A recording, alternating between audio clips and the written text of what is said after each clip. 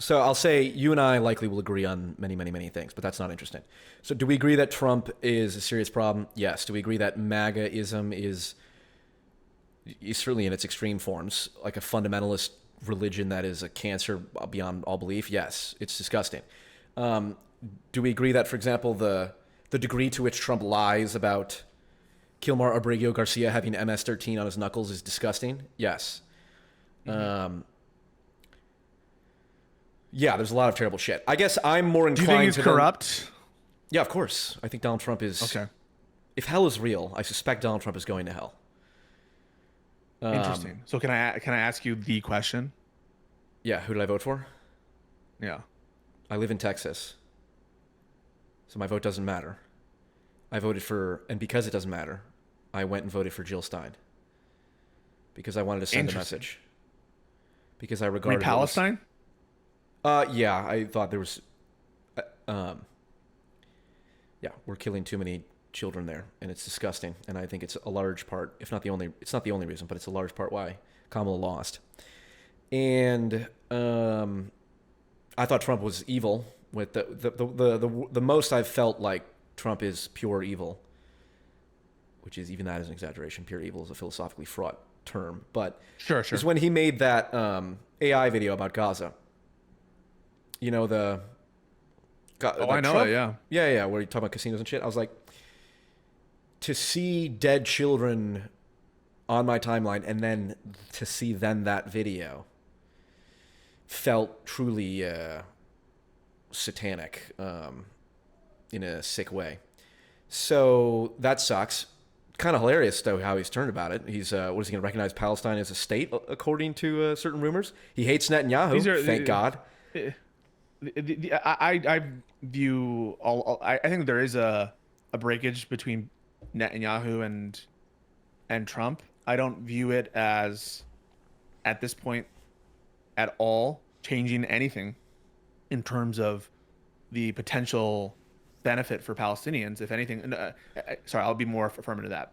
Donald Trump is bad for the Palestinians, notwithstanding the fact that there's a potential breakage with respect to recognizing Syria. Allegedly, they might, with building deals with the Gulf states, which I think are aligned and have an interest in stopping the war in Gaza potentially Yeah. and normalizing with Iran. I think that those are obviously things that Israel does not want, or at least Bibi does not want. So I view that as a true potential collision within members of the administration who are pushing for closer ties to the Gulf states and wanting to pivot to Asia, and Bibi Netanyahu who wants to push for a war with Iran. I view that as a true kind of collision, but I also view that collision as existing with Biden, and so I don't view that as something significant of Trump. I don't think the Biden administration wanted a wider war with Iran. So just to be clear about that. That Sure, said, it's a counterfactual. it's worse for Palestine. It's worse for Palestinians because he's given Bibi an open hand with the Palestinians, and right now I don't know if you saw the recent news. They're planning to. There's reports, if you want to go by the reports, to move 1 million people from Gaza to Libya, where there are open slave markets and it's been in a state of civil I don't war doubt it. for years and years.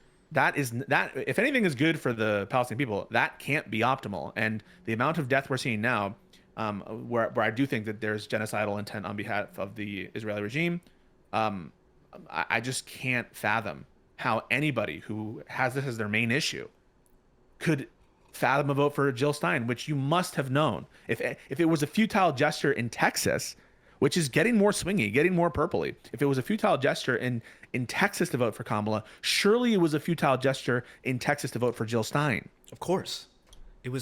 Voting is irrelevant if you live in a non-swing state. That's the reality. For me, for an individual. Now you can do the rain dance thing of like, well, if everyone had that attitude, it's like, okay, well, I don't know. It's like recycling. It's like, is that going to solve the environmental crisis? It's like, no, it's helpful and everyone should recycle, I suppose. But like, whether or not you recycle is not affecting climate change. It needs to be large scale systemic change. So whether or not that's a separate issue though. It's not really super relevant. If I were in a swing state, I probably would have voted for Trump at the time. Yeah, walk me through that. Well, I do want to talk about, Yeah, sure. I suppose the more interesting conversation we can have is,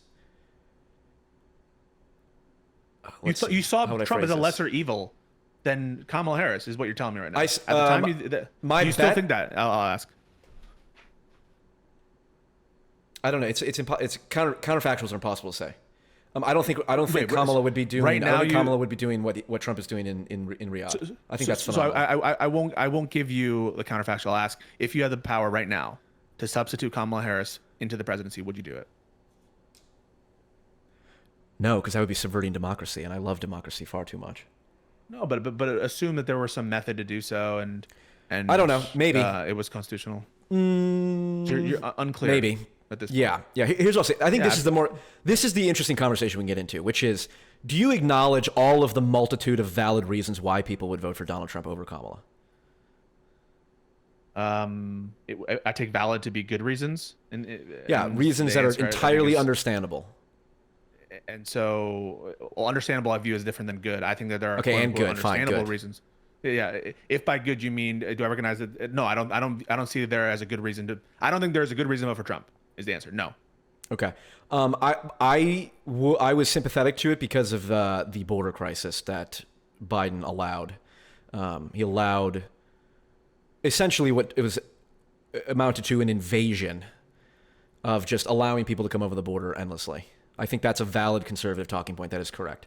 Because Trump put a stop to it effective immediately. Border crossings are down to like 0.2% of what they were a couple of months ago. Yeah, That was entirely done through executive order. It didn't need to be done through legislation. And the bipartisan bill that Trump killed was, according to Republicans, and I have yet to hear why they're wrong, was a bad bill because it codified catch and release. And catch and release is the biggest joke of a policy that has ever been put on our border. I mean, I want to address all. Let's dwell here. I think this is really super interesting stuff. Let's so there dwell. are a bunch of premises here. The first is Joe Biden allowed this to happen. And when you say allow, you mean he encouraged it, or do you mean he did not do everything in his power to stop it? Willful negligence type stuff. Yeah. Okay. So I guess let's touch on the Trump numbers now. I think that Trump has been successful in getting those numbers down, but I think that success has been due to illegal conduct, illegal action. For example, stopping all asylum claims from people, which Joe Biden started, but he's expanding that by sending signals using illegal renditions and deportations to a gulag in El Salvador. Yep, that's by disgusting. denying people due process. So yeah, if you start treating these people like they have no rights at all, if you start being like a dictator and breaking the law, yeah, you get the numbers down because you build a reputation that you might get sent to see caught. But I don't give him credit for achieving aims illegally, right? It would be like saying, Okay, that's fine. That's fine. Right. Like imagine that someone I'm were to less tell you- concerned. Rule of law is important. Is it? But it It's is more not- important, right? Because No, if the not problem is necessarily. an illegal, no. So let's be clear about this, right? What is your problem with immigration, illegal immigration? What's the problem with having people just flood over the border endlessly? Yeah, what's the problem with it? I believe in a nation, and a nation has to have borders. And I think that people are not interchangeable economic units, and having people just flood over the border, you eventually dissolve your country. Like, I think it's a bad thing if you live in the United States and you cannot speak any English whatsoever. Okay, so let me just have a couple questions there. So, Okay. were we a nation before 1870 when the first restrictive immigration law was passed? So all through the founding era, Not sure. and up to 1870s, we had open borders policy in the United States. There was no immigration service. There was no. Well, let me flip this around to you. Are you for open borders? Do you think we should dissolve our borders? No, Why not? no.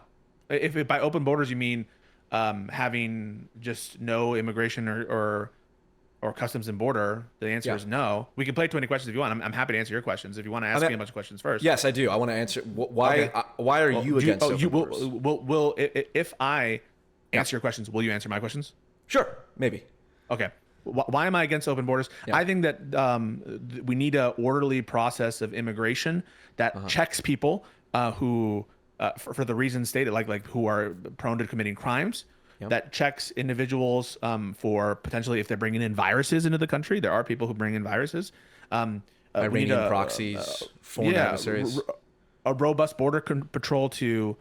There's a lot of crime attended to the borders, including human trafficking, including importation of illegal substances, things like that, which having a robust immigration process allows for. So if by open borders you mean a policy that lets anybody walk across and we're not even monitoring the border. I think every sane person should be against that. Okay, that's what effectively was happening under Biden. No, no. It was, Yeah. So what you're talking about? So any period in time in which, so would you think, for example, when there was a huge immigration wave under like Bush and in the 90s as well, 80s, was that an open borders policy? Even though Bill Clinton was passing restrictive immigration laws to make it more difficult, I mean, it was a huge problem.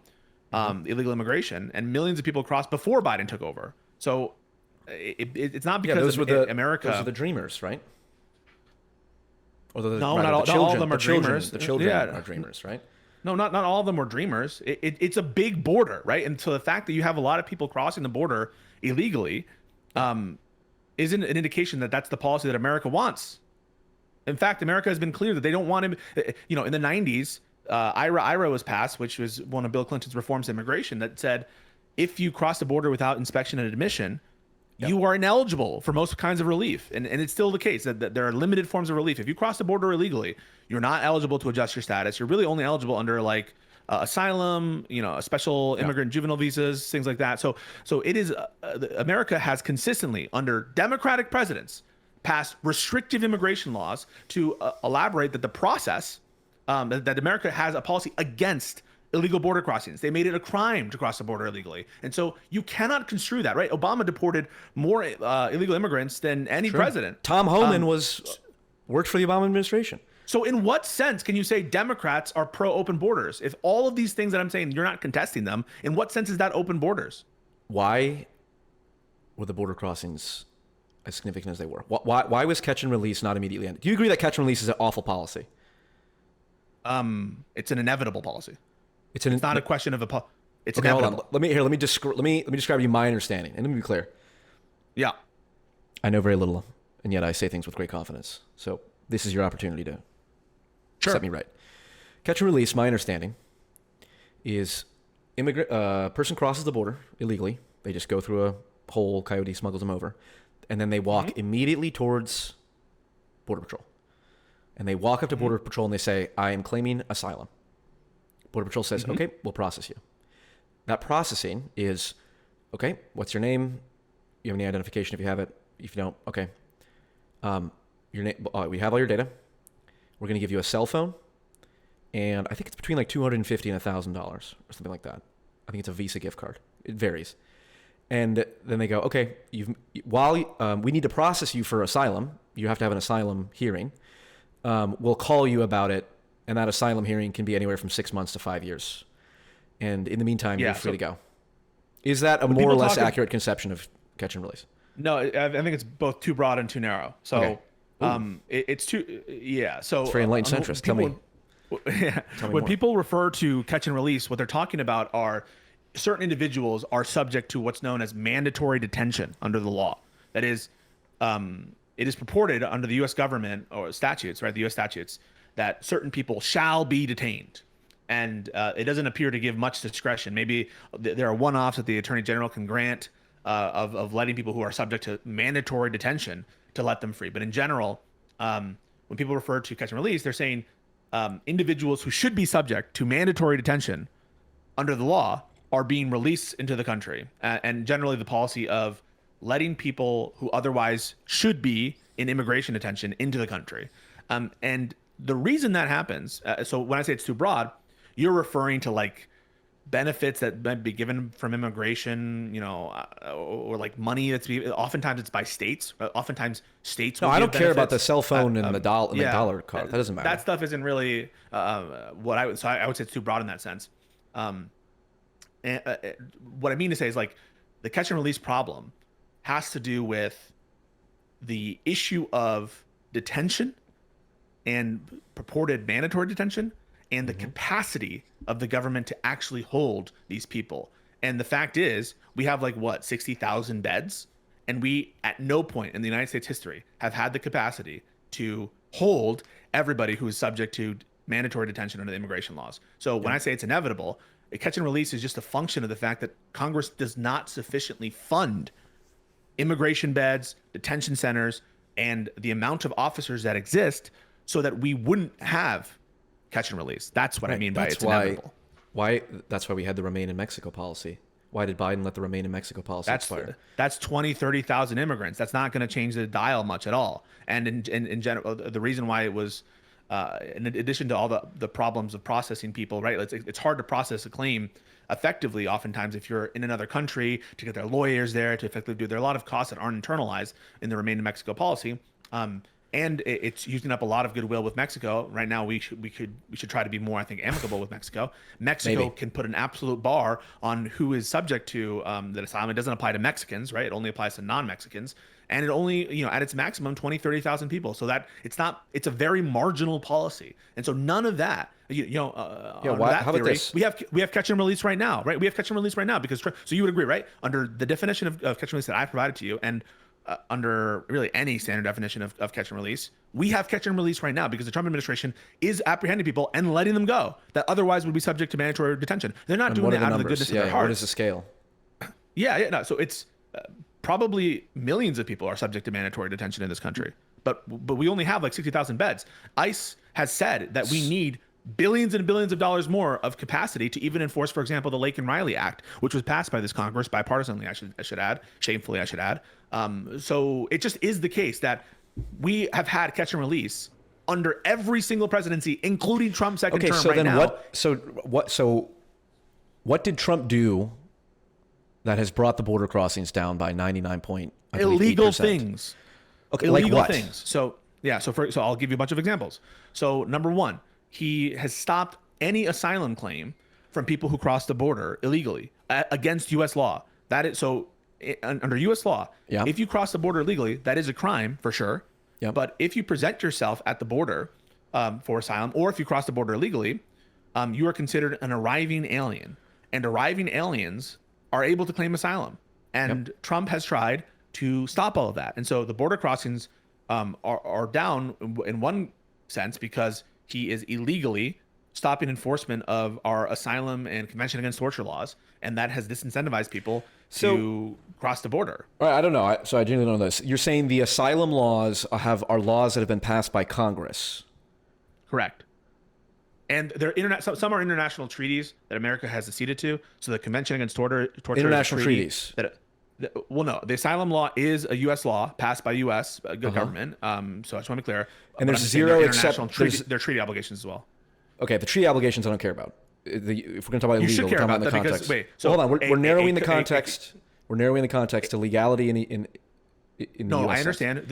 A U.S. treaty that has been ratified by the Congress has the force of law and is enforceable as law in the United States government. And if you look at the Supremacy Clause, it says the U.S. Constitution and all laws made in furtherance of it or pursuance of it, and all treaties made under the authority of the United States shall be the supreme law of the land. So an international treaty that's been ratified by Congress has the force of law in the United States. That said, don't worry. We don't need to go into the Convention Against Torture and that kind of stuff, because if you don't see the validity, even though it's absolutely true, of ratified treaties having the force of law, the asylum and refugee laws are U.S. laws under Title VIII.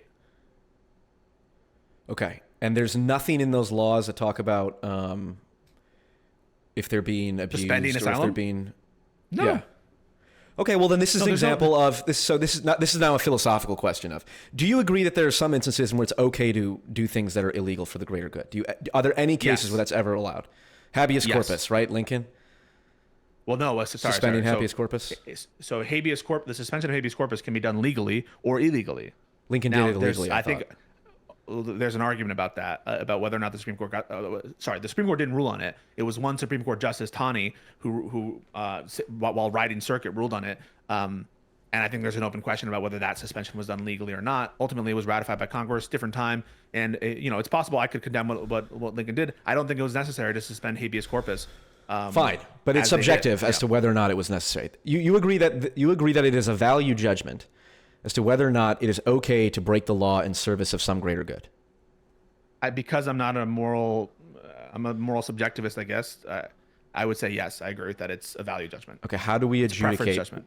Yeah, how do we adjudicate whose preference is correct? Well, what do you mean by preference being correct? So, for example, if I were to tell you, I believe that if Donald Trump was able to address the border crisis, stopping the flow of illegal immigrants, which included people who we don't know who they are, foreign adversaries. Iran loves to have proxies, and we're Israel's biggest supporter. So it makes perfect sense that Iran would have people in the United States now that are ready to attack. China certainly does. If we're going to go to war with Taiwan, it would behoove the Chinese to have people in the United States across to our border very easily.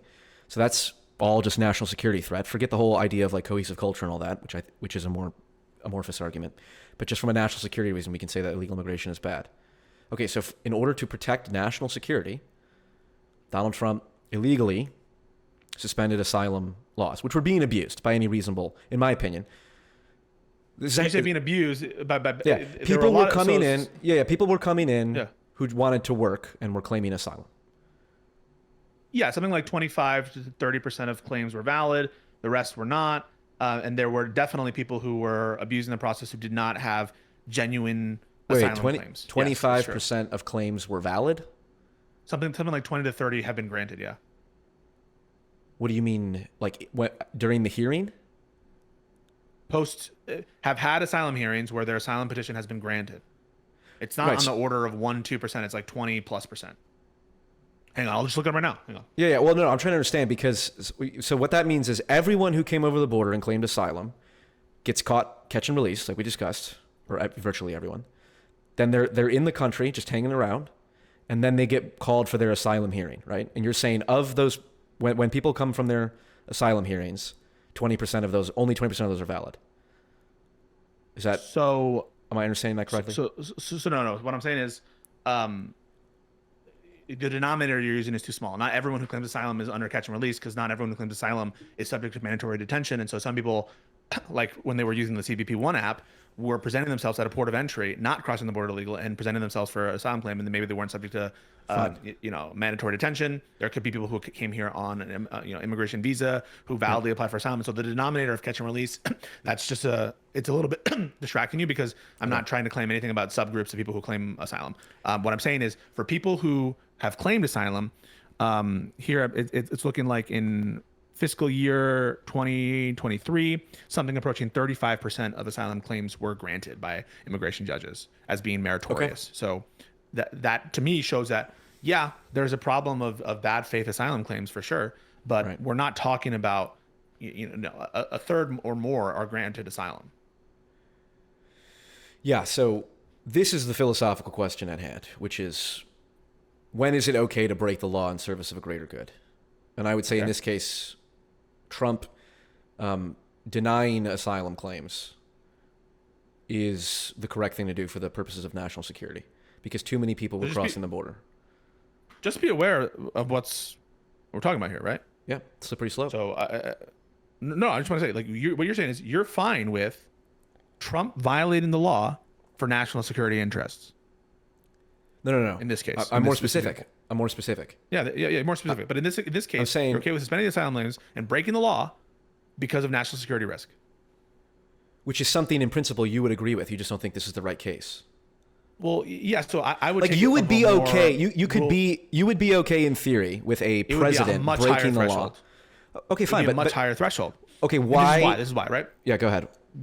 Because I view the U.S. law, like our rules-based society, a law-based society, because I view that as such a great thing pragmatically for utility, for our style of life. Like, what are we preserving, right? Right. And so when you say we're preserving our society, we're preserving our culture. Yeah. The thing that's most worth preserving about American culture is the American constitutional system. So no, disagree. I'm not going to give up and in advance the American way of life, that is to say a rules-based order where we live in a society governed by laws and not men, just for any old idle threat or any old national security threat. Yeah, not even for 9/11.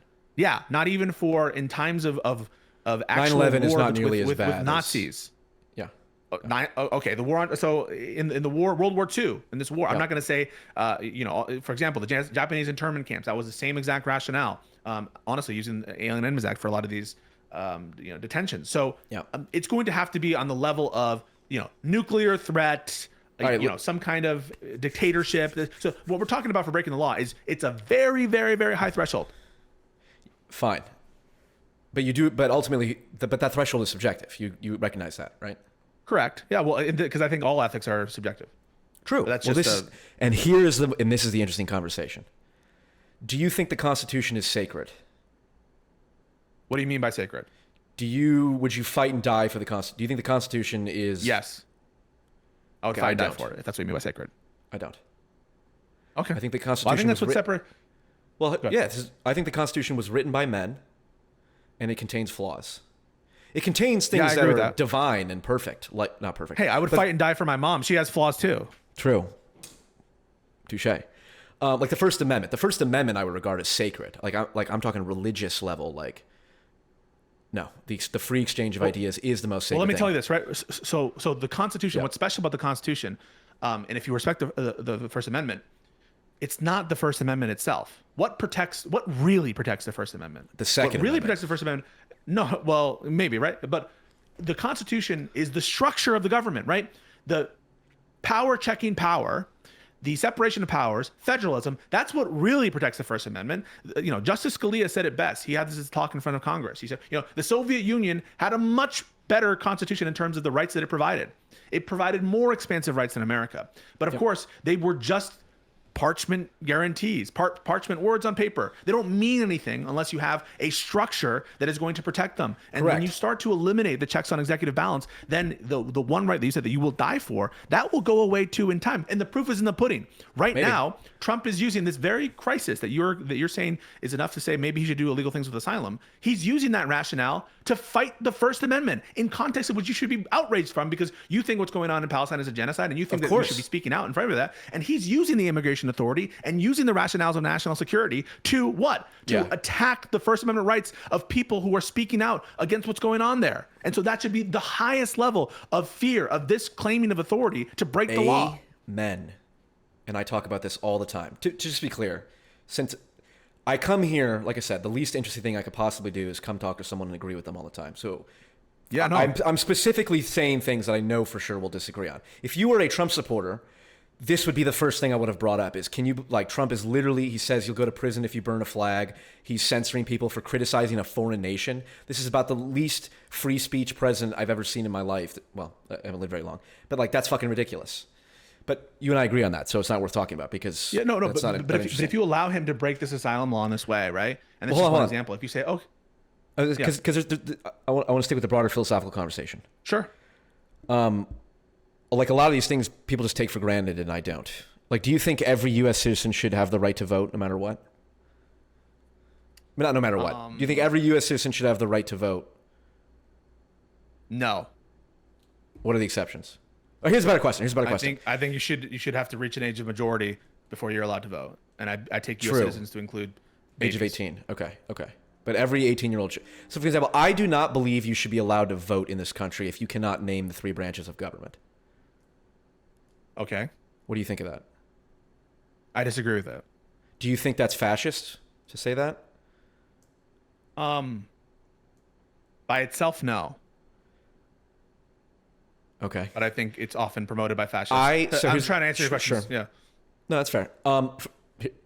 One of my beliefs is that we should not be allowing so many people to vote. There's too many dumb people who are voting. If you can't name the three branches of government, you shouldn't be allowed to vote.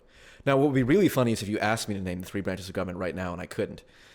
Yeah, no, but I bet you could. It's fun. I hope so. Thank you for sparing Not me. so erudite do a thing where someone didn't know. No, I hear you. But the question is, I think, is the ultimate the same answer to the question of like when is it okay to break the law is right. who decides, right? And It's I subjective.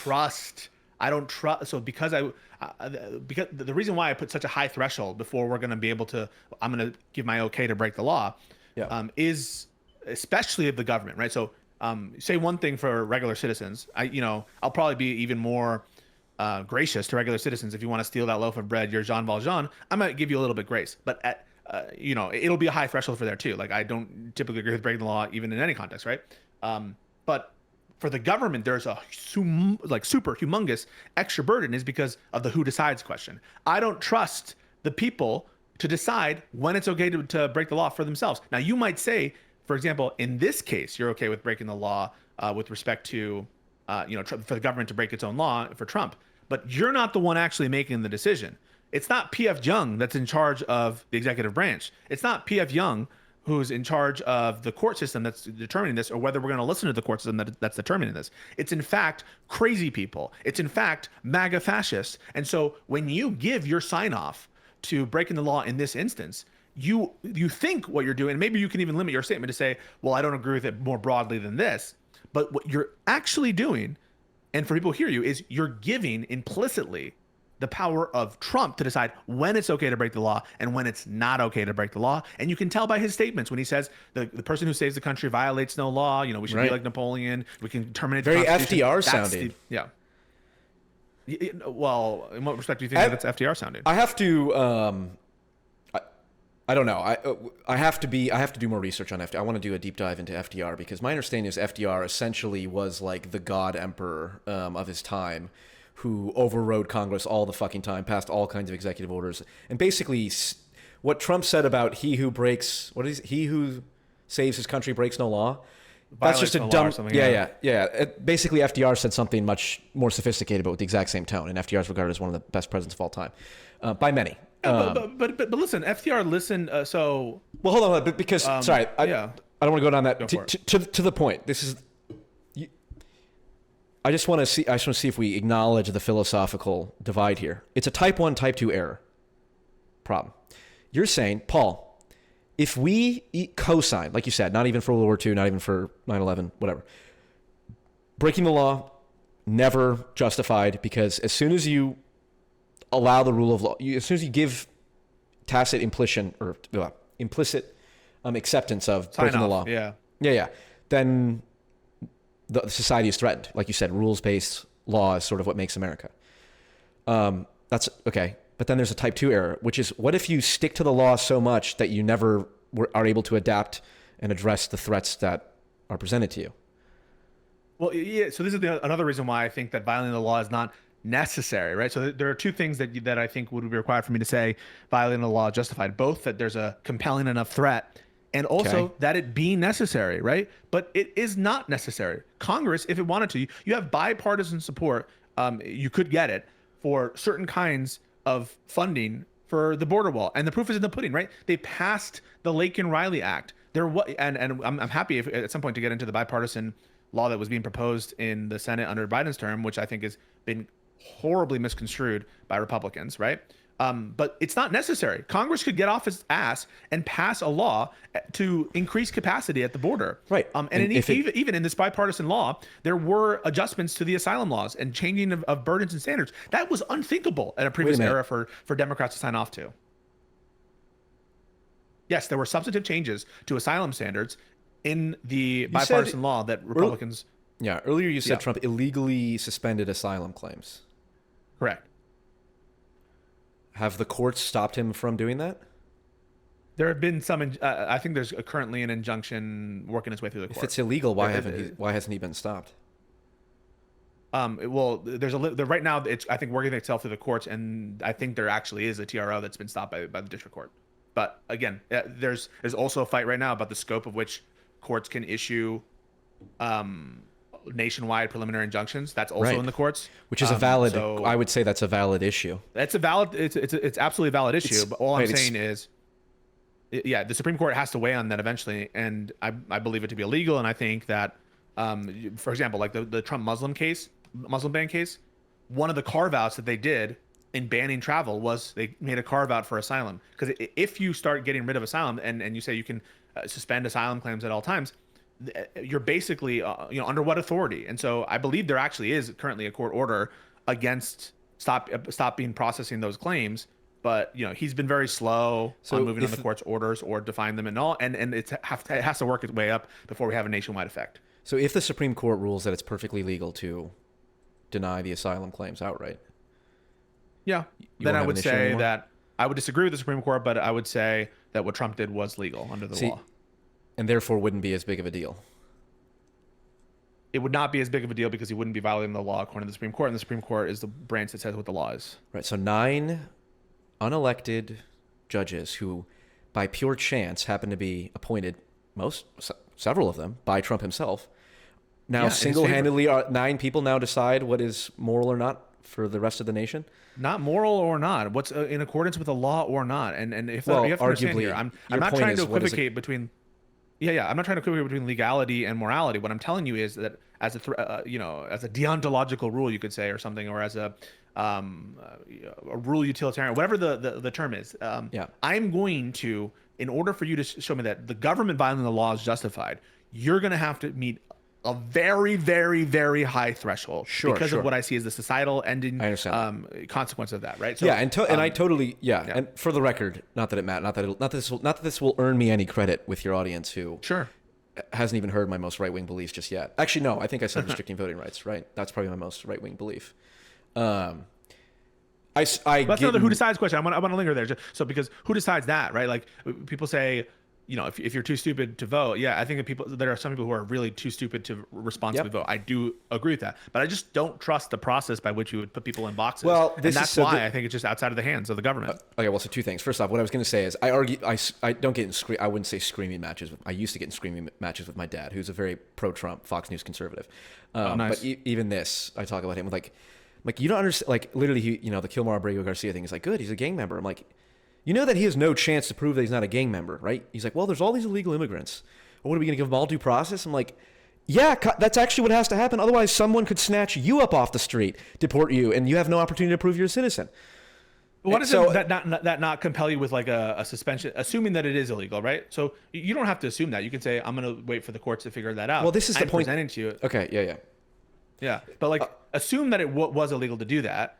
Like just like I assume you would think it was illegal to like spray AK-47s across the border and just kill people across the border illegally. But let's say that those policies were successful in stopping illegal immigration, both like the suspension of asylum claims, but also the random summary killings of people across the border. You wouldn't give credit to Trump for doing illegal actions that resulted in those results, right? Like for example, the gang situation in El Salvador, if we did that in America and we got crime to like 1% because we're just throwing everybody in jail, different circumstances in El Salvador, I recognize that, but in America, you wouldn't be okay with that. And you wouldn't be like, well, look, Trump got the crime rate down. Yeah, of course. He did so by violating law.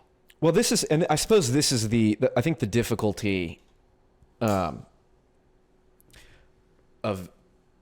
aligning our lenses to be looking at the same thing is because we're looking at this one, but I view as a lawyer, you rightfully and correctly, your standard of sort of what is good or not is the degree to which it maintains and abides by the, generally the rules-based laws. Like you said, that's the best thing about America. We're governed by laws, not men, right? Do you agree with that? No. What do you think is better defines America other than our Constitution and laws? I don't know about, sorry, definition. What is a more, so like in terms of America, what would you see as more foundational, more bedrock to America other than our Constitution?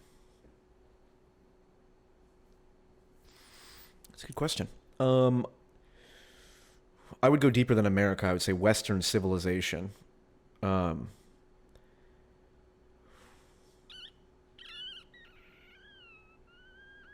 don't know, the degree to which we are grounded in. Yeah. I was going to say the degree to which we're grounded in. Well, this will go off the rails too quickly. So I'll give you my opinion, right? Yeah, go ahead. It's not our race. It's not Correct. our culture, right? Like what does our culture mean? Like my culture, as someone who lives in New York or in the East Coast versus someone who lives in Texas is incredibly different. Or like the rural urban divide. Like we do not have a uniform culture in America. It's very, very, very different. It's not, maybe it's English, but that doesn't really divide us from like what England and Australia. We're different from them too. There's what is the essential thing that makes us American? Not race, not culture. It is culture. Religion? It's 100%. It is culture, but the problem is culture is too vague. Because like you said, there's like New York is very different from Iowa, but like, yes, but both are very same compared to Sharia law, Saudi Arabia. But the unifying thing, right? Like, I get that, but there's other non-American countries that don't have Sharia law. France is a unitary system. It's also Sure. Western civilization. Yeah, They well, also but have rights there. But what makes us uniquely American, what grounds us, what binds us all together is a shared history and our U.S. Constitution. Those, I would say, are the two elements, is a shared history and the U.S. I Constitution would that's say primarily premised on the narrative of overthrowing the English rule and then the establishment of a republic. That is what shares us and what binds us together. It's not these other things. Because we don't agree on that stuff, right? We don't agree on trans people. We don't agree on race issues. We don't agree on the culture stuff. And so how can we say that binds us well, a together? lot of people What don't agree binds us on together. democracy. I don't think I don't think democracy is sacred.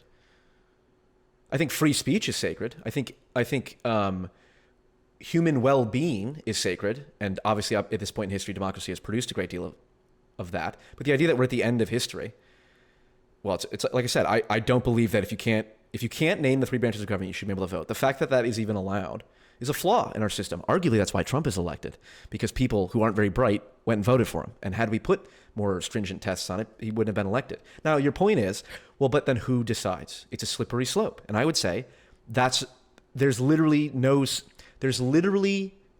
system ever that can avoid that problem. You have to assume. Where are the dictators and kings that respect free speech without some Republican form of government? Show me in history, like, That's not what I'm saying. okay, so but like Right you say, now, you respect free speech. The answer to the rule of law, when the question of who decides, ultimately comes down to a jury, right? Like in the most contentious cases. No, it doesn't only Judges go down to too, a jury. right? Judges and juries. Judges, juries, but also Congress. Congress can dispense justice, and also the president. I think that there's a balance here, and that sometimes Okay, fine. Yeah, that's fine. juries dispense justice, and sometimes judges, sometimes Congress, sometimes president, Yeah, sometimes so- states. Yeah. So, like for example, the idea that we should have you have to pass a test before you can be able to vote. You go, who comes up with that test? It's like, well, I don't know. We'd work it out. You know, the devil's in the details, and we'd have to iron out that process. We'd have to review it and say, well, maybe we should ask questions that are not that like a Republican or a Democrat wouldn't be able to tell who wrote these questions. And there's ways that you can do that. It's like saying, well, should we have a citizenship test? It's like, yes. Well, who decides what's on the citizenship test? I don't know, but we have one now. Should we not have citizenship tests? Who decided that 18 was the day that you get all of the rights entitled to you as an individual? Why not 21? Why not 19? There's some line drawing. The thing that's I think better about the the age line drawing issue is there are probably some 16-year-olds and 15-year-olds who we would feel sufficiently responsible for them to vote over a lot of 50-year-olds. I know a lot of 60. Totally. I want to be clear. There are 13-year-olds, 12-year-olds who are better patriots, who have a more deep and sophisticated understanding of our system of government and of our issues than like many 70-year-olds who yell at me on like Twitter Spaces and shit like that. Amen. In fact, I know some young children.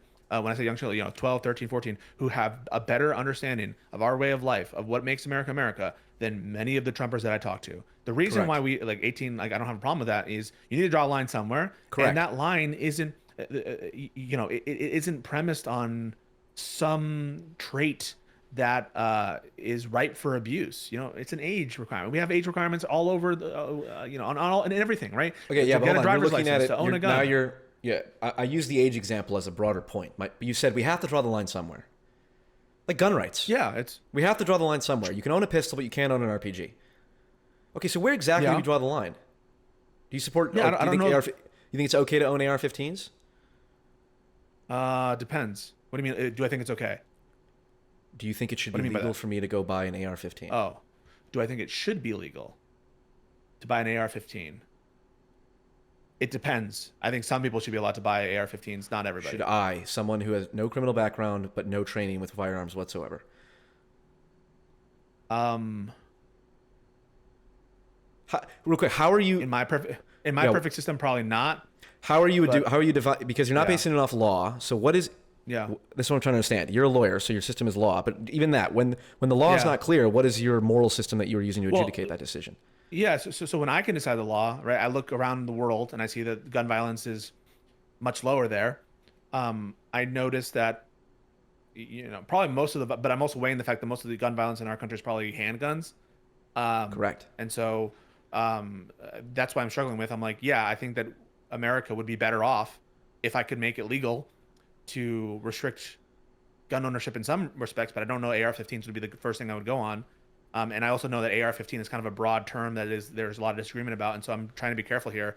I probably, if I could decide what's legal, I would make it more restrictive to get guns, but if I'm hemmed in by the actual world, I know that me focusing on that policy is going to engender a lot of opposition, so I probably wouldn't focus on it. And I know the fact is that we have a shit ton of guns in this country already, and so any policy that Sure. I implement is going to have to deal with the practical reality of like, how am I going to actually get these guns out of the hands of the people who have them? Is it worth the trouble? And so, if you start removing those constraints, now I'm going to be like, okay, I'm going to snap my fingers and disappear a bunch of guns from the street. But the reality is, as I start to think about it, is any policy that bans those guns is going to have to deal with the real world.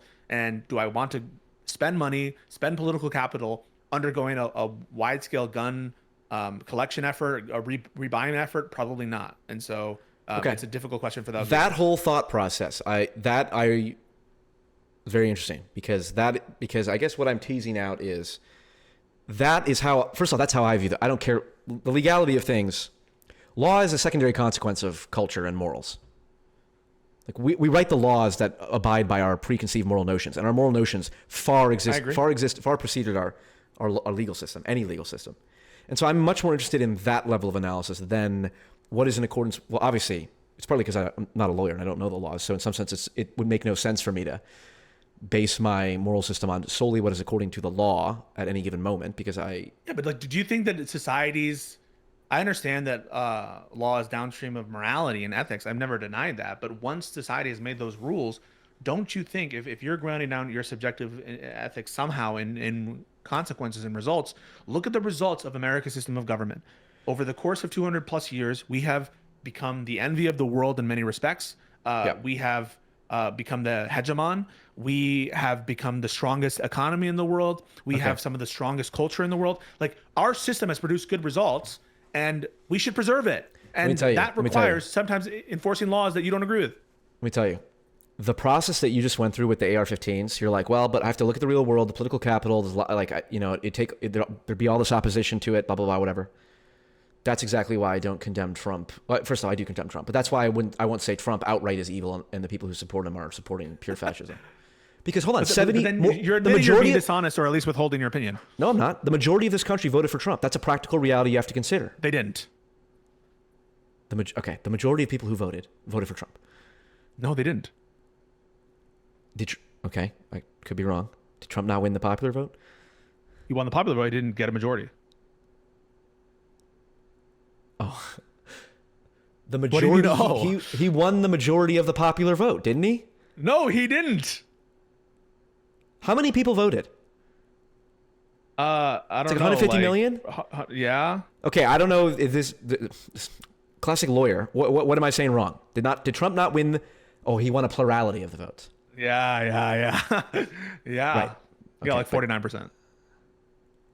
He got the most of anybody. They didn't win the majority. Okay. Yes.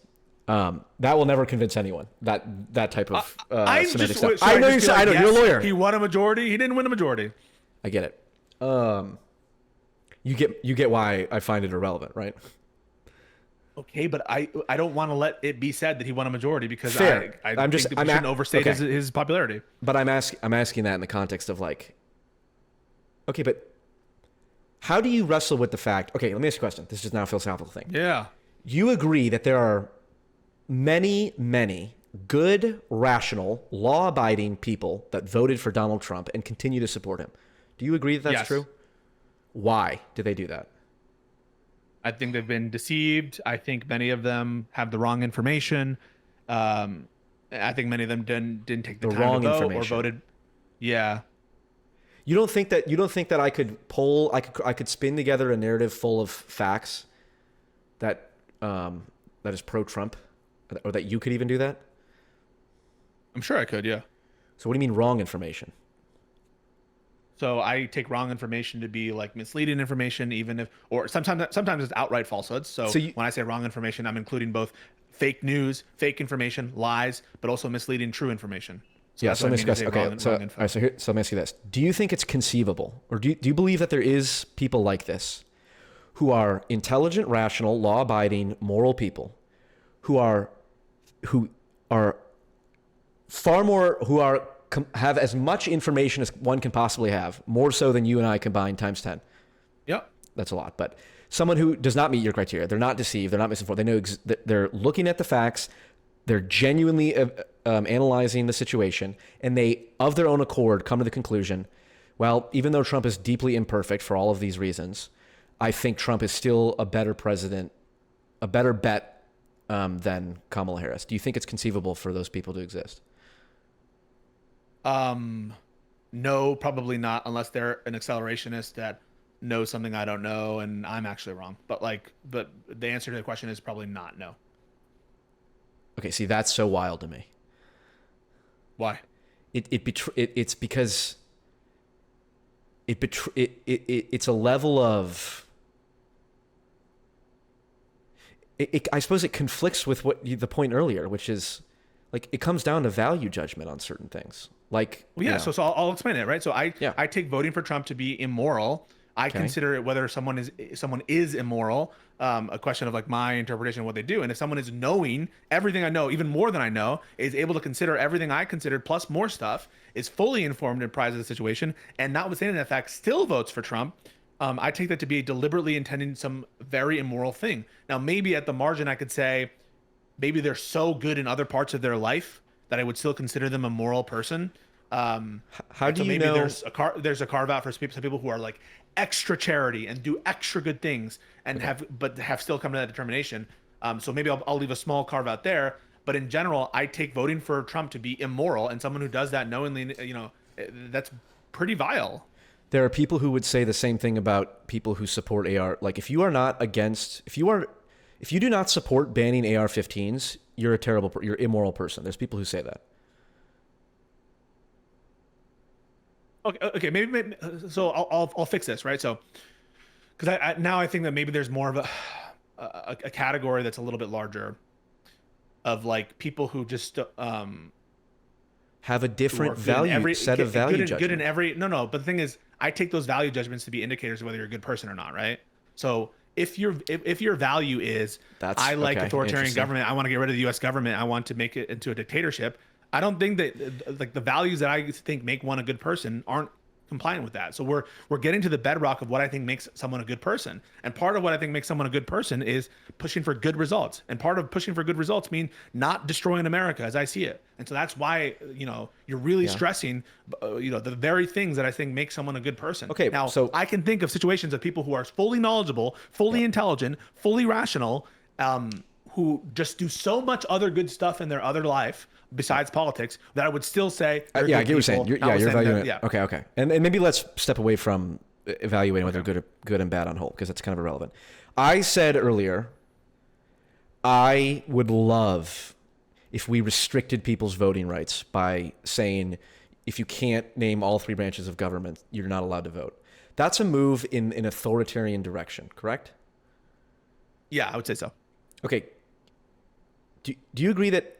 But does that make me if my beliefs were limited to that, which I mean when it comes to authoritarianism, other than I think the government should also march the FBI into Facebook's headquarters and demand that they make their algorithms public, that I would support. Also, I think we should seize like half of the endowments of a lot of the universities that facilitated the student debt crisis and use that to forgive a lot of the student loan. Okay. I'd be in favor of some authoritarian stuff like that, but I don't think that would destroy democracy. I think that would just move us slightly on the scale a little bit more towards away from pure democracy, but certainly not towards fascism. You agree that you can do things that are in the step in an authoritarian direction that is still good overall? Yeah. Yes. Okay. So then how do you know that the people who voted for Trump didn't just have the value judgment that they just think, well, I think right now we're moving towards, I think we just need to add a little bit more authoritarian shit to our system. I'm being very vague here. Don't take away factors. So I'm talking about a fully knowing, fully rational person. A fully And I think knowing, a fully fully knowing, rational full- person. Yeah.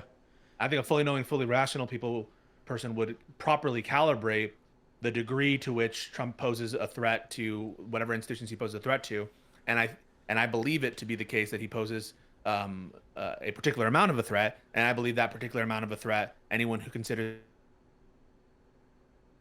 and will lead to bad results. And so if you're fully rationalized, if you're fully intelligent and you're properly calibrating the degree to which Trump is a threat, and you consider that threat to be small, insignificant, whatever, that's bad. I hope that makes sense. Yeah. I mean, I the way I see it is you're placing bets. Like when you either bet on Kamala Harris, you bet on Donald Trump. right? Like it's like two horses in a. Well, that's not a bad example. Yeah, and you would rather bet on Trump than Kamala. You said it. Yeah, right. Do you think it's I'm misinformed? I'm clearly misinformed and foolish and probably a terrible person. I'm not a terrible person, but I'm certainly foolish and misinformed. But I guess how can you? I guess I don't know. How can you be certain that your assessment of you don't know? Ultimately, you can make predictions. Like if it's, what's your favorite sport? Do you watch football, NFL? Soccer. Oh, fuck. Then NBA. Okay, who's the? Then rugby. Then yeah. Okay, who's Golden State? Who's like the worst team in the NBA right now? Who's a bad team? I don't know. A bad team. The Rockets. Probably the Rockets. Okay, let's go with the Rockets for now. Okay. Yeah, go for it. If Golden State is playing the Rockets, the odds are like 80-20 Golden State wins, right? Okay, yeah. That doesn't mean they're guaranteed to win. And I know we're talking about percentages here, yeah. Right. And that's the so wait, so do you agree that that's how political candidates are the same way? You cannot guarantee the outcome. Yeah. You cannot guarantee that Trump. I agree. But you can rationally assess and say, well, here are all the reasons. Just like you can rationally assess who's going to win in a football game. Well, the Chiefs have a better defense. They just drafted this player, blah, blah, blah. And you can do different types of analysis. And then ultimately you come up with a betting, with an odds. Like 60% the Chiefs are going to win, 40% the Bears are going to win. It's the exact same process for political candidates. 60% chance, like who produces the better outcome overall? Either Trump, either Kamala. 60-40, 80-20. Now you say any rational person would put the odds. The Rockets are actually good this season. My bad. Hang on. Fuck. I don't know. I don't watch any NBA. Let me look at the Western standings. But my point is, make sure that my point is, from my experience and my observation, there are very clearly many Wizards Hornets. Good. Wizards Hornets are bad. There are clearly many people, rational conservatives, who I don't even know. I guess this is another interesting question. I do want to ask you about this. This is a separate thing. How do I say this? I don't know how to evaluate, like Scott Bessent. You know who Scott Bessent is? Yes, Secretary Treasurer. When I listen to his interviews, there's nothing he says that I find to be deeply irrational. Really? Yeah. So when he speaks in favor of the tariffs, you don't find that super irrational? I mean, everyone agrees that tariffs in the right circumstances can be. Not everyone. Okay, agrees. but you were the one who said it, right? Like there's balance at the start. That there's a balance here, and so whatever the Trump tariff policy is, fucking sucks. And so you don't view when Scott Bessent is defending that kind of shit that he's. I know. Okay, again, this behind the cover, he's kind of pushing a little bit. That's fucking stupid. I just don't understand why we have to speak in this kind of language, this cagey language. And I think you kind of hinted at it when you were like, I don't want to be so outward against Trump because of the instrumental effects of it. But like, let's be honest here. Scott Bessent sounds like a fucking idiot when he's defending, indefensible policies. Yeah, I just don't believe that. When like in the same way that I evaluate your logic and rationality is exactly how I evaluate Scott Bessent's. And both of those are telling me, I understand Scott Bessent's point. I understand Pisco's point. So is there something wrong with me? Yeah, I do think there's something wrong with you, but I don't think you're an evil person because I know that's fair. Fine. But I think there is something wrong with you. I think that one, you're someone who's been informing himself, who's doing commentary. You engage with a lot of, I know, very popular streamers. So you have there's no excuse for you not to have full information. And so I have to figure that you have some significant amount of information above and beyond what normal Americans, the everyday American has. I do. I do possess that. Just by knowing who Scott Bessent is, just by knowing the three branches of government, you have, above and beyond the information that most people do. Yeah, and for you, in that context, to prefer, even now, I think you'd prefer Trump over Kamala. And even now, kind of use equivocal language. When I say equivocal, I mean like, changing definitions or not completely, maybe the right word is dodgy language to describe what is the indefensible. I think that's a failing. Who decides what's indefensible? Yeah, so this is a boring point to get drawn into. I agree. All these It's the fundamental judgments, point. It's the point you were raising earlier. But these exact ought same point. judgments are. I take them to be preferences. It's preferences. I don't think that there's such thing as an objective morality. But that's. I think everything grounds out that way. And so when we talk about what's good, I am trying to appeal to your preferences. I'm trying to appeal to your system. And I think, and my viewers' preferences. And I think that your preferences, if you really took down to interrogate them, maybe not, maybe I'm wrong, that you want to preserve the Constitution, that you want to preserve our system, and it's done good things for you. You're an American, right? God's true chosen. God's true chosen people. Yeah. Yes, I'm an American. Yeah. So like I believe, as we're talking, that you want to preserve our country. And now you might have some like a little out there ideas about the authoritarian, whatever, the voting requirements or whatever. I don't think that's out there. I think everyone agrees with me. Are you really okay? Are you really okay with Trump deciding when he can break the law and when he can't break the law? Are you okay? No, with I that? think that's terrible. Okay. But perhaps perhaps the problems that we face are so significant that that's our only option. And how do we know if that's the case? Is that your inclination? How do we know if that's the case? Yeah, but my guess is it is the case. My guess is the case. Yeah. Okay. So then now I'm a little bit more pessimistic. If you think it is the case where we're at the point where the nation's problems must be solved, or it's most wise for them to be solved whereby Trump decides what's legal and illegal, I'm a little bit more pessimistic about whether I can reach you. I view that as pretty sad. I don't know. Well, I certainly didn't come here to make you sad. I came here to tell you what I'm sorry. No, I know. But like, so you honestly believe we're in a state where we need Trump to decide for himself what's legal and illegal? No. It's okay. First off, it's not that simple. Okay. Two things. Number one, the entire world that I deal in is the primary world I deal in is the world of moral philosophy. And when you talk about preferences, everything grounds out in preferences. That's where all of the discussion, in my opinion, should be had. I'm happy to have this discussion because I came here. We can engage with this or whatever. I'm constantly trying to get at that underlying thing to get to the point where it's like, yeah, because I'll talk to you, and you raise these valid points, right?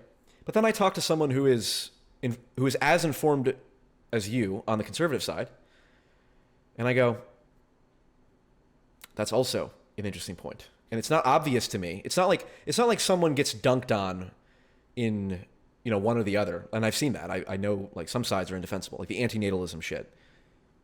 That's a whole philosophical thing. But like there's certain sides that are I do believe there are things that are indefensible. But that's not how I would describe people who voted supporting Donald Trump. You could say, look, Donald Trump's imperfect. You won't even say it's bad. You won't even say it's bad. In fact, you said, well, sorry. At least comparatively, it was better than voting for Kamala. You agree? Voting for Trump was better than voting for Kamala. I suspect. I don't know. I suspect, but I don't know, and I would never say yes for sure. I don't know. But I'm asking, is it your opinion? Well, here's okay. That it was a better decision. That it was a better decision in the moment for people to vote for Trump than to vote for Kamala. Given those two options. It's too early to tell. No, in the moment. No, so sorry. Given the information you had at the moment you made the decision, at the moment of the voting booth, when we are working in uncertainties. I grant. Well, yeah, I said I would have voted for Trump. Yeah, so if I was in a swing so state. that's not neutral. That's having a preference for Trump over Kamala. That's having a preference for Trumpism over. Well, first off, I would never have mainstream centrist Democrat. Whether you would have voted for them or not, it is displaying a preference for. Correct. Trumpism Sure. Yes. I don't. Yes. I don't. Yes. Yeah. I don't disagree with that. I view that as the corruption, and I want you to rise just like the Skywalker's rise and the rise. Well, let me tell you what to be cleansed. If you could make the best possible case for voting for Trump, that a Trump supporter would go, "Yep, that sounds about right." Could you do it? The best possible case scenario. Can you steel man? Can you put yourself in the position of a Trump supporter and make the best case you can for voting for Donald Trump? That a Trump supporter would agree with. Yeah, because I'll just say what the Trump sycophants all say, and the best case meaning the best case meaning not one that's like based on lies, like the best valid case that you can possibly come up with. Could I? I could. Yeah. You want me to try right now to make a maybe not if you haven't thought about it. I guess that would appeal to a Trump supporter. Like that doesn't require line. That doesn't require line. I think I could try to do that, but if you're premising on it must appeal to a Trump supporter, that it's not going to reflect my beliefs or my preferences. Sure. This is going to be inherently inauthentic, and it's going to appeal to preferences which I think are bad, probably, or at least misinformed. I don't know. Like, I mean, the tariffs. Like, it's very easy to steel man the tariffs. I don't think it's very easy to steal. Here we go. Ready, watch. Ready, watch. Ready. We're going to put absurd tariffs on countries, and then we're going to use it as a negotiating tactic, which is already proven out. I will say. Hold on. True or false? True or false? This. All right. Now here's me evaluating whether or not you're a reliable commentator who is in possession of all the full information. True or false? Trump has used threats of tariffs to negotiate deals that are favorable to the United States. In the past, in his tenure. Yes. Yes. As president. Yes. Okay. Did we just sign a trade deal with the UK? No. We didn't? No. What was Keir Starmer signing with Donald Trump? Kind of like a memorandum of understanding to eventually come to a deal.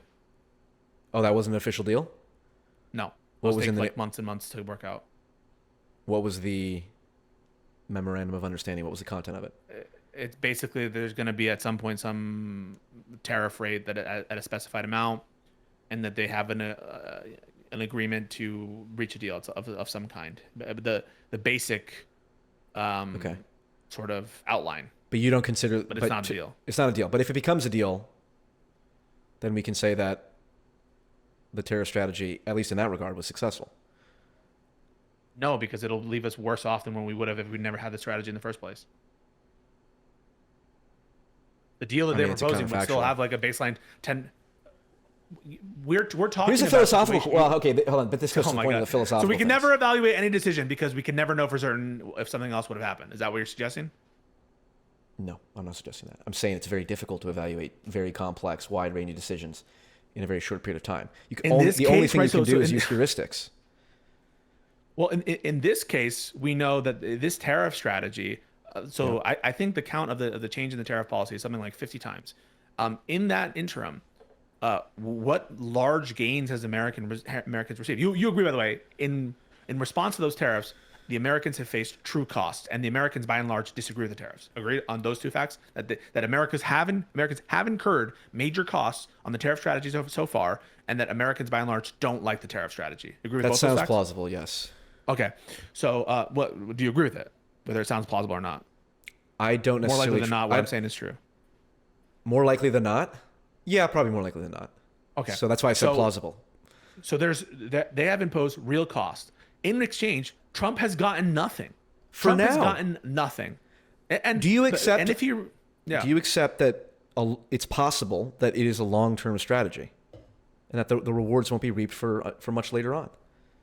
No, I don't think it's possible. It's a long-term strategy because if it were a long-term strategy where they're just trying to like reshore domestic production, then they would be looking for more permanent, stable tariff rates and not these kind of erratic. Tariff rates can change at any given time. I'm sorry.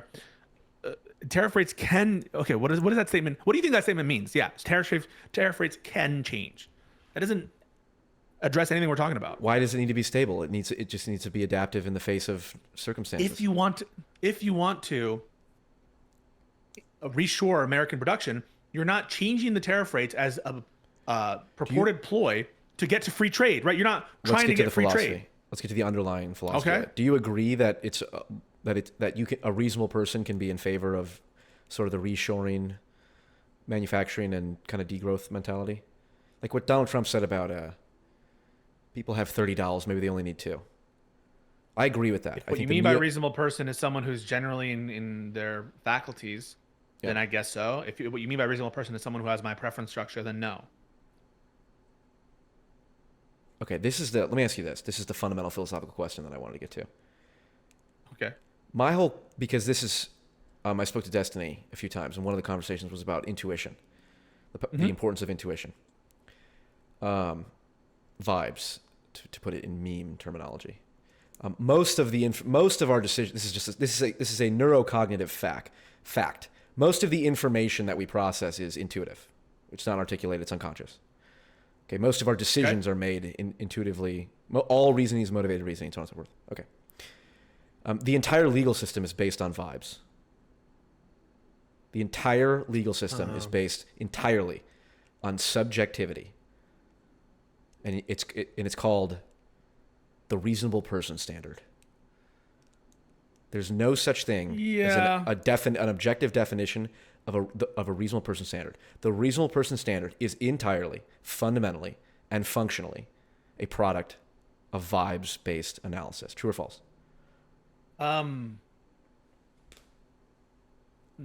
Somewhat. It depends. So there is versions of the reasonable person test which are more objective in the sense of they look to like the average person or the average doctor, or in cases of the reasonable doctor, they might look to certain objective standards of what most doctors would say they would do at a time. And so I don't think that every incarnation of the reasonable person test is vibes based. I think a lot of them are probably intuitive, but here's the key part of it.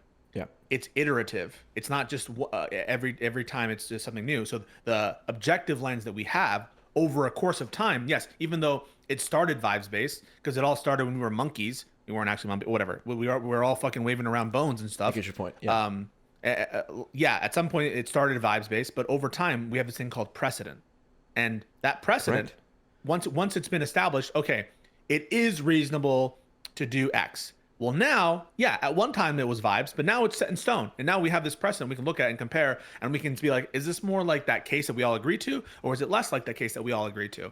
And so in that sense, I don't think it's vibes all the way down. It's vibes when it started, but now as we have a foundation that's built out.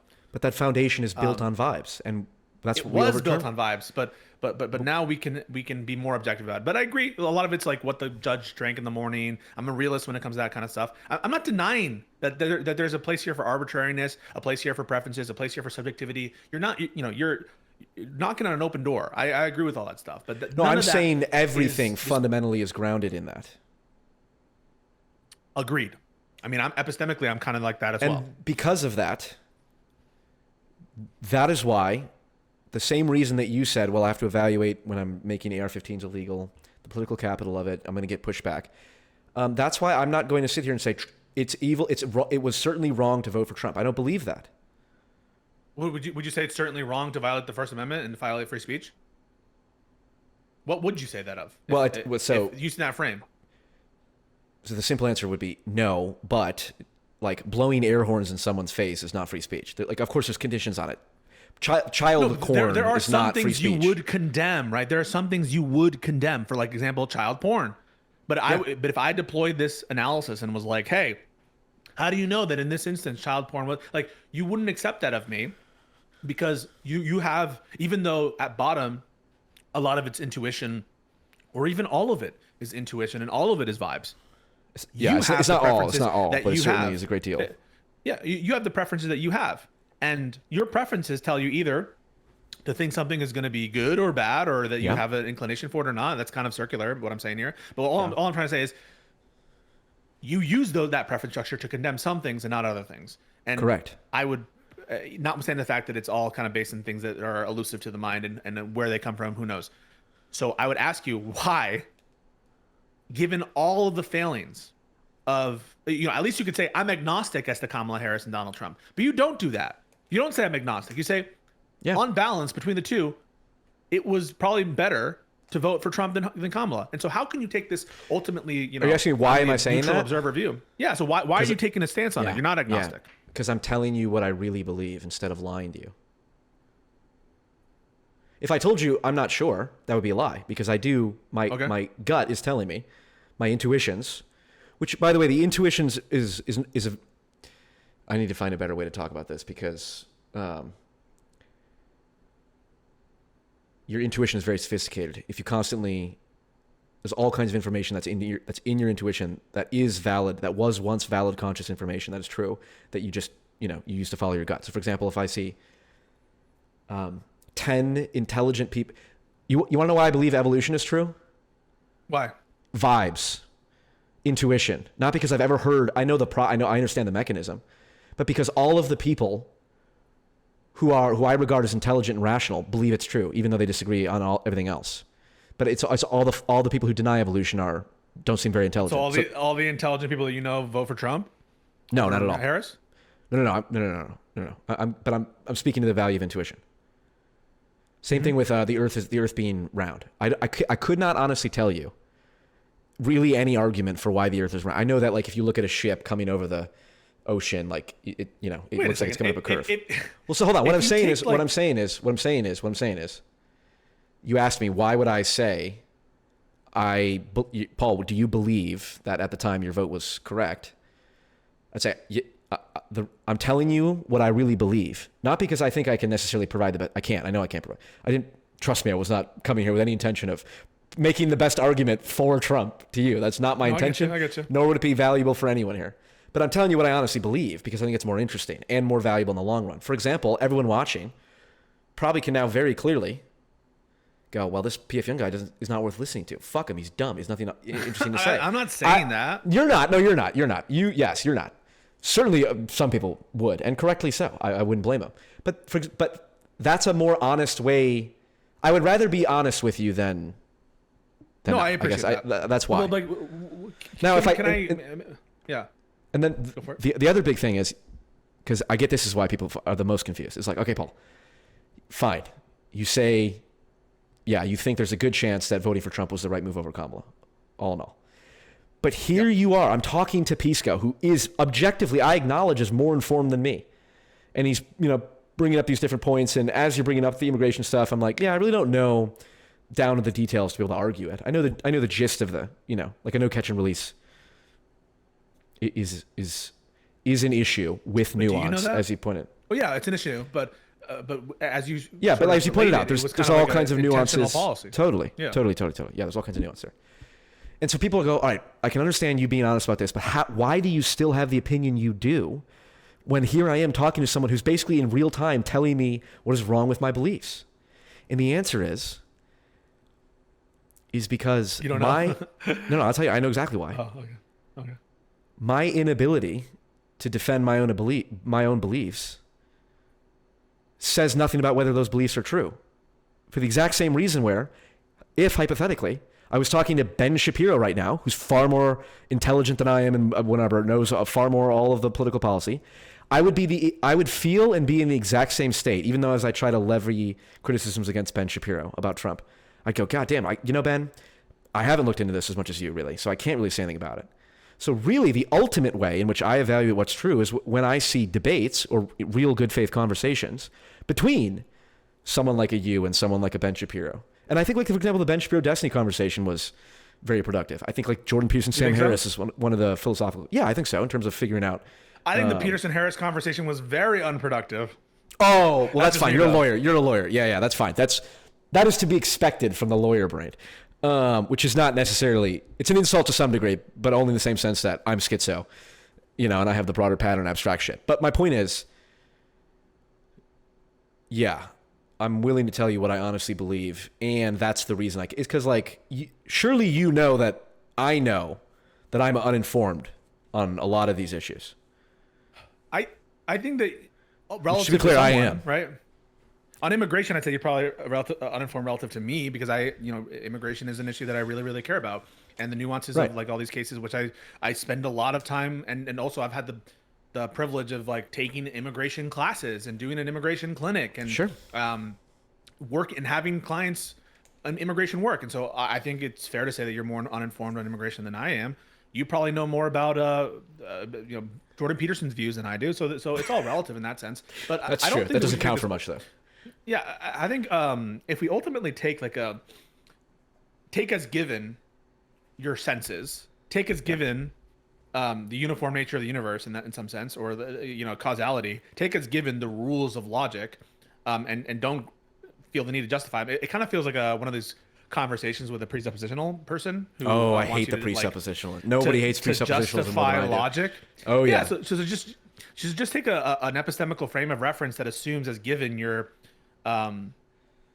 your natural senses, your observations, the rules of logic or whatever, right?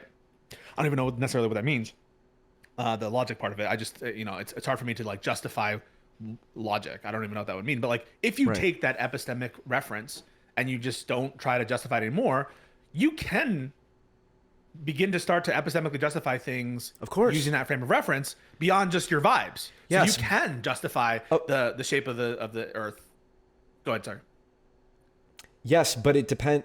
Yes, and vibes means many different things, in different circumstances. But your point is, well, if you take for granted a moral system with the preferences, which I do, obviously, I live my day-to-day life. I make moral judgments all the time. Mm-hmm.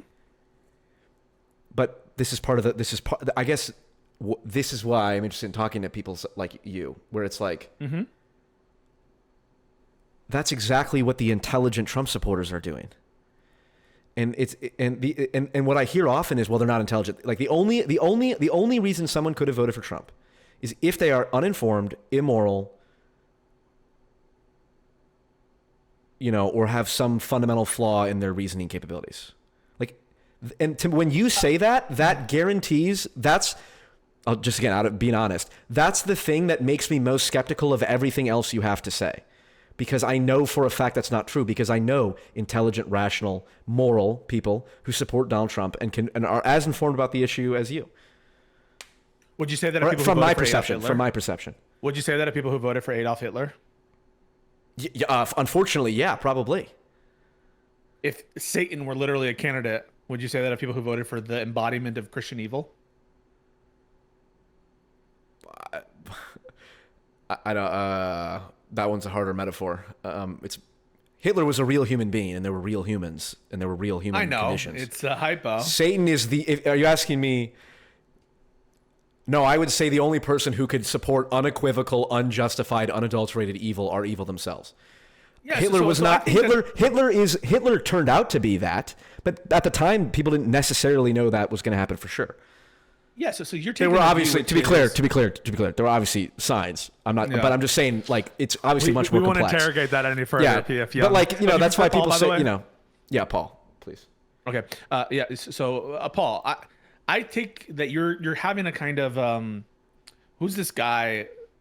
He talks like this, and now we'll have our friend Vladimir Zelensky. Lex Friedman. What's his name? This guy, Lex Friedman. Yeah. So you're taking a kind of Lex Friedman like A little bit. and I respect it because my father was very much like that, where he sees the good in people. He sees that very much like people can be good even. So I understand that, and even I'll grant some of it in the sense that if you voted for Trump, even being fully informed, even being fully rational, I am saying that there's an area where you're just really evil in politics, but other aspects of your life, you're a very good person. That on net, I'm not going to call you evil just because you did that. But I will at least say, restricted to the domain of politics, Yeah. I will say that it was evil to vote for Trump, having been fully informed and fully rational. Like, I just think that that's the case. And I think it's evil because you're bringing about evil. It's an evil decision to bring about evil. What does evil mean other than bringing about evil, or at least doing something that ought not be done? And so I just take it as a given, as a definitional. If I view bringing about Trump as something you ought not do, then something you ought not do is vote for Trump that helps bring that about. And so to me, that's just an analytic fact. And maybe on a whole, that person isn't evil. But that decision, it's hard for me to characterize a fully informed, knowing decision, rational decision as anything other than evil, but by my lights being something someone ought not do. Sure, but you're just self-justifying Does that make it. sense? Yeah, you're saying No, that but one ought not do that. It's but from but it's you like can understand from yeah, go ahead. Do you agree that conservative take this is a broader political philosophy question? You agree that there's such a thing as conservative personality, conservative temperament, and progressive temperament, right? Like conservatives value things that progressives literally don't value simply by their wiring, their neurological wiring. If you're saying that conservatives and liberals tend to have different preferences, I would say probably yes. If that's what you mean Yes. by that. Okay. Yes. And if they're related to their neurobiology, I'm agnostic on that. I don't know. Okay. Fair. Fine. Yeah. There's no reason to believe. I would say the evidence for that is significant. I'm not sure. Maybe. It's cross-cultural. Yeah. Sure, fair enough. I just don't know about it. You probably know more. Yes, I will. I will say no one should. I don't blame anyone for being skeptical. But on this issue, I am. Unlike. On this issue, I happen to know that is absolutely the case. It's cross-cultural. Okay. The studies are significant. Jonathan Haidt's work talks about it, among others. But Is so that some when kind of Nazi scientist? I'm just kidding. Jonathan Haidt, No, I think he's joking. Jewish. I actually don't. I don't know who that is, by the way. That's fair. I'll Actually, be honest. I'll be honest. When I don't know who someone is, I'll be honest. I don't know who Jonathan Knight is. I'm sure Joanna knows. Jonathan Haidt. Yeah, I need to get more people to watch his 20-minute TED Talk. It opens up a lot of things. But anyway, the point is conservatives have different fundamental preferences than progressives on some things. Okay. Like in-group loyalty, for example. What's a better one? Yeah, like progressives don't really put much stock in in-group loyalty. Like some and conservatives do. Who's to say which is correct? Like fundamentally? No one. Yeah, there's no objective. So I've already granted to you that I agree that. Yeah. No, All right, I get it. That's fair enough. I don't believe. I think we both. All right. Stance independent moral truths. Oh my god, that's all. I don't know what that means, but yeah, no. That's fair. So I take as granted that, but all I'm saying is taking that as granted. Yeah. I can call certain things evil, and what I mean by evil are things you ought not do, and so because I think you ought not vote for Trump. Yeah, I would consider that to be evil. Now, maybe if I'm trying to appeal, good. That's it, because we've gone meta for the past 3 minutes, which is interesting. I do like the meta. That's a conversation I am more. And to be clear, because I'm on your channel too. I also am willing to go into the answer your questions about all that different stuff. Sure. Because if it was up to me, yeah, I would not argue with a well-informed lawyer on an issue I know very little about, other than to, just let them know what I honestly believe. You just let me know when I can ask questions. I know you're a lawyer. You love it. I like asking the questions. Whoever's asking, is it a general rule of thumb that the person asking the questions is in a better? It's like it's better to be asking the questions than answering the questions. You have much more power because you set the frame and all that. Is that like an explicit thing in law? I don't know. It's probably like, not always. There can be cases where you don't want to ask certain questions. I can think of situations where you might say to God, I don't want to know or something. Okay. I don't really know. You get to set the frame. There's some postures probably when you don't want to ask questions.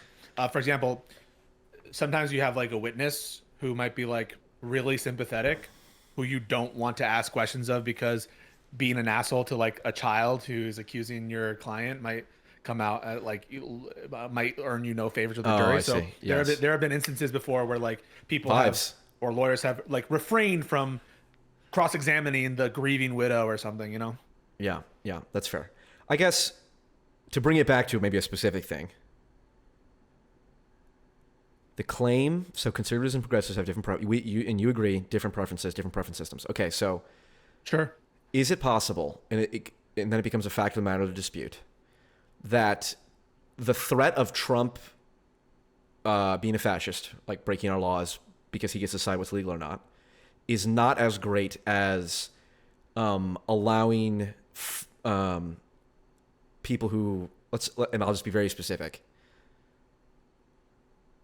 like Chinese nationals who could be trained by the CCP to, in case we do get in a war over Taiwan, to bomb all of our substations, which are among the most vulnerable infrastructure we have, and our entire society would collapse. Because I just want to say, my intuition is that I'm more worried about the power going out from attacks, electronic attacks, EMP attacks, sabotage to our substation, than I am about fascism in the United States. Okay. I think that, what do you think of that? I disagree because I basically want to prevent America from turning into China. I view China as a country, although it has some benefits to it and like certainly some economic growth. Yeah. I view their political system as kind of reprehensible and not maximizing long-term outcomes for people and long-term, culture wins and stuff like that. And so even though I do very much think that there's a security risk that I frankly people should take seriously for China, either by having some cooperation with China or by having a unified front against China and not pissing off our allies. One of those two approaches should be taken, by the way. You should either fight China with full force with your allies on your side, or you should have some kind of unifying dialogues with them. One of those two, not having this kind of be enemies of everything approach. But I do take that threat seriously. I just think it's more existential to preserve America and stop it from becoming like China in that there are no rights. Here's a disagreement. I think the existential I think if the power grid went out for 30 days, that would be worse. That's the end of the world. And I think it's possible that there's a higher likelihood that happens than Donald Trump imposes what exactly? Fascism with what end? Like killing certain people, killing minorities or something, or what? Yeah. So a system. What's the works, worst you case? Let me ask can't- you a question. What's the worst case scenario? Donald Trump, if things continue on their path and people like me continue to be fooled by him and I cannot see the light, Yeah. what happens? What is the Trump- worst case scenario? Well, the worst case scenario is there's nuclear war, we all die, I guess. So maybe that's the worst case scenario. Okay. But a realistic Sure. scenario, which I view as potential, is Yeah. if Trump is successful and is able to become king, or an authoritarian equivalent of a king, Yeah. and to establish a kind of bloodline or ideological monarchy, the freedoms that we enjoy today will be lost, and lost specifically to me and people who are critical and people who are not critical. I think that overall our economic production will go down, and so we'll start to be more relevant, and the fall of the American empire will be imminent. I think that will be bad for a lot of reasons. I think that it will lead to war because dictatorships like his, he's already had expansionist visions, and if Okay, can I there's stop you? no check on his authority, yeah, go. I get that. So but in a sense, you're saying your fundamental worry is Trump establishes a hereditary monarchy. Yeah. Okay, what is the as right now? It's a total guess. I get it, but if you had to it's a rough intuition check. What's the probability that happens if people like me continue to blindly support him in my ignorant way? I think you're probably irrelevant to it, but people True. like you overall, Yeah. who at this point, I think it's marginal the effect at which independents like you who are kind of on the fence. I think it's more about Sorry. like Maybe the die is already cast. In other words, correct. In many ways, As the of die is right now, already I'm saying cast. right now, as of May 16th at 6:49 Central, what is the probability that outcome you think could happen?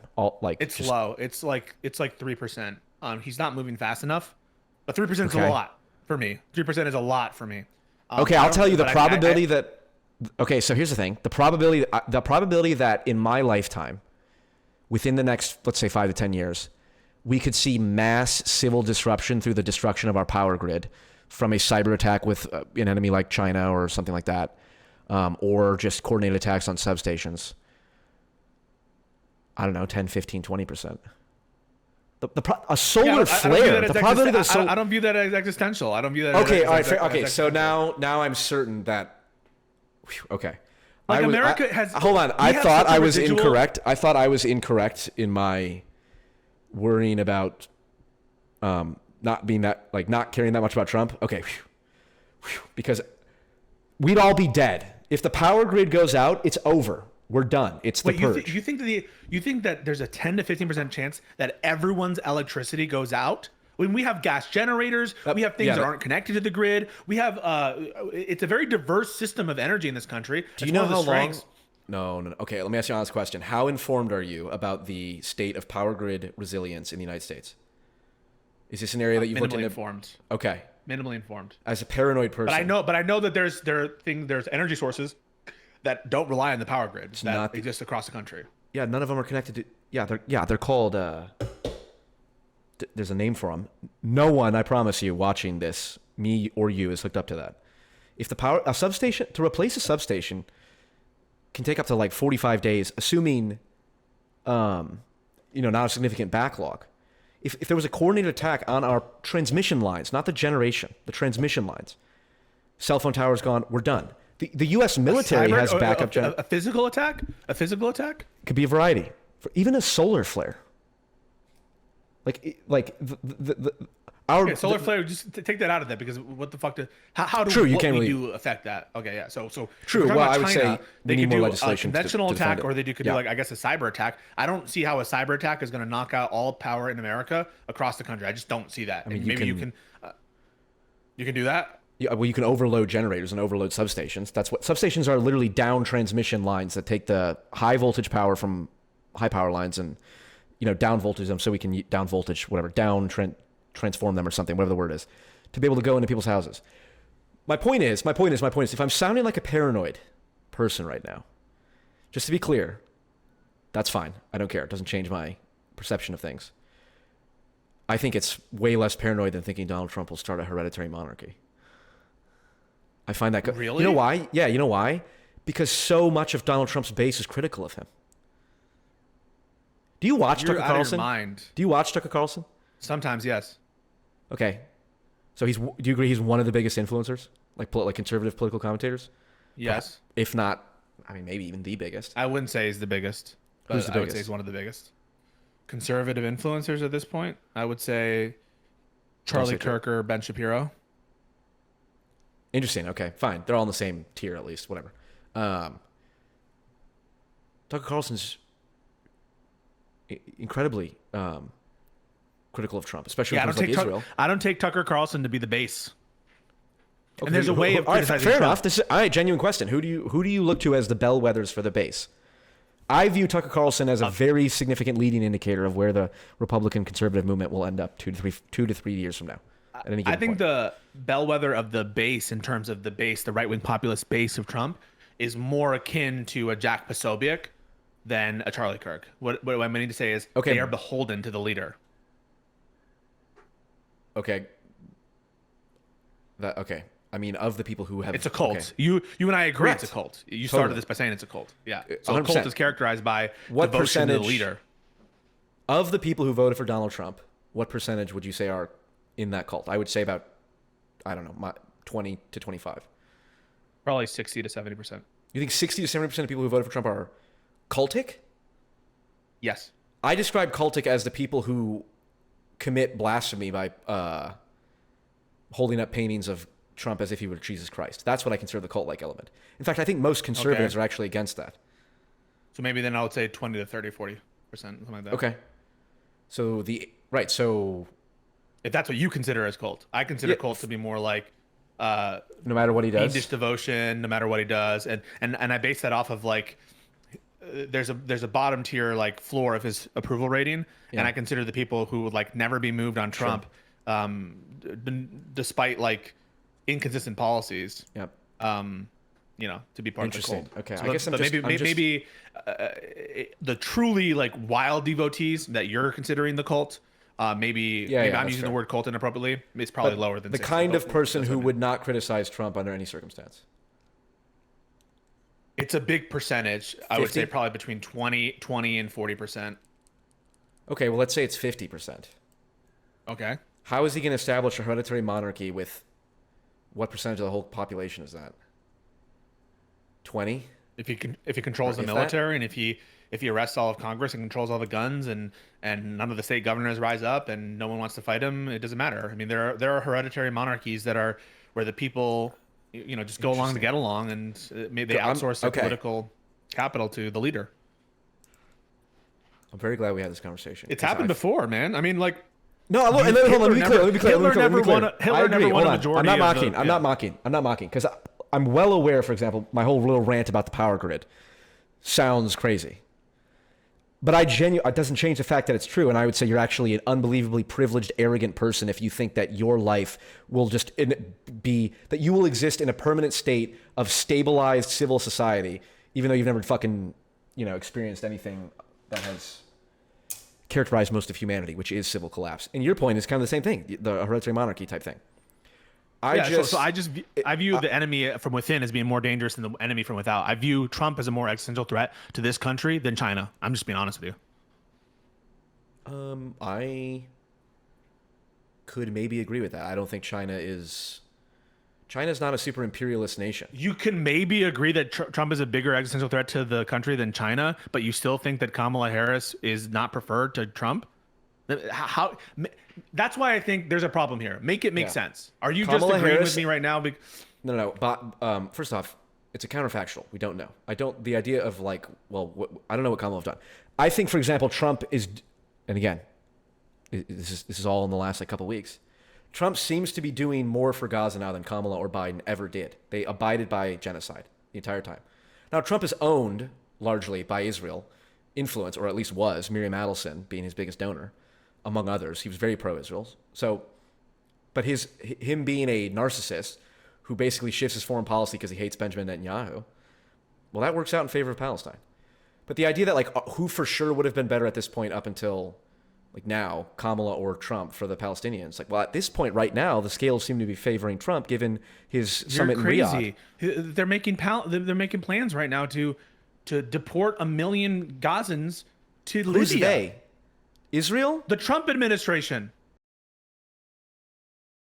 So I'm asking you, if you had a gun to your head right now, on just the Israel-Palestine issue, Right who now. would you want in charge? Okay, and I do gotta go here. So Okay, yeah, no end worries. with this.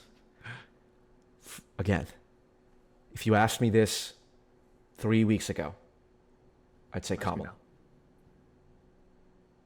But now, given the summit in Riyadh, given his falling out with Netanyahu, I'm thinking too early to tell, and we'll see. And this is generally how you're thinking Trump, or you're indifferent. You're 50-50 kind of 50. Can't decide. I'm 50-50, I suppose. Okay. Yeah, that means I don't know. Hey, brother, great conversation. I know some of it's frustrating for our audience. No, But I don't give a fuck about your audience. Your audience is relevant to me. I genuinely look. I follow my curiosity. Okay, and obviously you're a good faith person. I think I saw when you first created your channel, the new one. You said something at the beginning. I watched one of your videos, and it was like, "I'm here to call out bad arguments on either side," or something like that. And I was like, Fair and balanced, bro. Fair and balanced, enlightened centrist. Yeah, well, I certainly learned something from this conversation. I'd be happy to talk again. Perhaps so. on a more 100%. And to be honest, this was also just the first time we had talked in a while. So, yeah, I'm okay with it going wherever it went. We can speak about maybe more specific issues that we can narrow down. But I'm glad that you agree that the entire legal system is fundamentally based on vibes. Hey, really nice talking to you. Let's talk again at some point in the future. We should revisit this specific issue on immigration stuff as well. And yeah, no, really enjoyed myself. Yeah, you know what? Thank you. Yeah. You know what I am trying to do, and what I should be more diligent on, is host more. I don't want to call them debates. I genuinely call them conversations. Yeah. We're like, okay, I want to bring you, and then I'll bring someone who I regard as being as informed on. Yeah. And it won't be a debate. It'll be me asking both of you questions and helping solidify my understanding. And I find that productive. But anyway, that's an interesting format where it's like it's kind of like in Parliament, you're not supposed to address the other side, so we're just addressing. Yeah, exactly. That's literally how I envision it. Because I know, and again, I do not blame anyone for whoever's watching this to doubt that I would do the opposite with conservatives.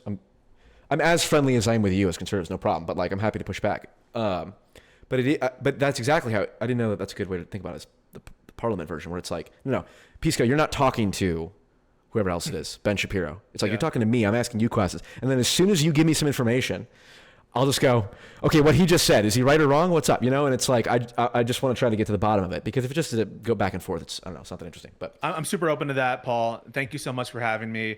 Thank you, sir. And yeah, no, I love the conversation, and let's do it again.